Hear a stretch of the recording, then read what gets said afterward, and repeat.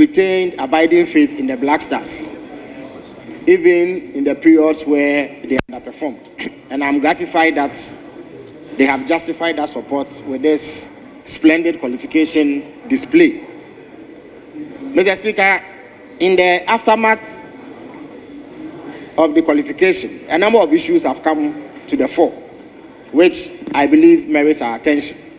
There have been calls for the dismissal of the coach who guided us on this qualification path.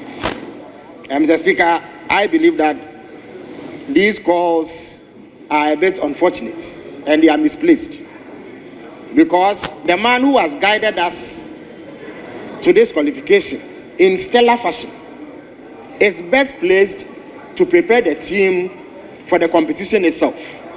Because the way national teams work these days, there's hardly any time for the team to camp for an extensive period in order to hone their tactics and prepare for the competition itself. So it would be a tragic mistake to dismiss the coach and hire a new person who will have very little time to prepare the team. The competition is in about 7 months, but in between that period, the team will not be camping for more than 3 or 4 occasions. And that time is simply too short for any experimentation.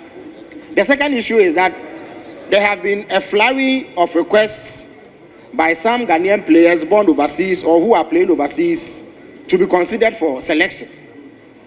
And many people have expressed outrage at this development and demanded that only players who were available for the qualification series should be considered. Mr. Speaker, I call for some caution in the way that we approach this matter.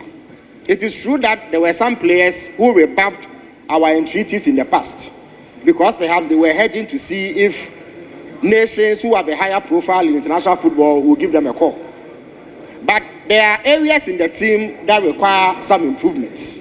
And therefore, I will call for sober reflection on this matter so that in the areas where we are weak, if there are players who have shown greater ability than the current players we have, we consider them based, of course, on merit, because there's something to be gained from doing so. Sometimes, if we are not careful and we act out of emotion, we may make mistakes that will come back to haunt us. So on that note, I commend the team highly, I commend the coach highly, I commend the Minister for Sports highly for supervising this impressive qualification.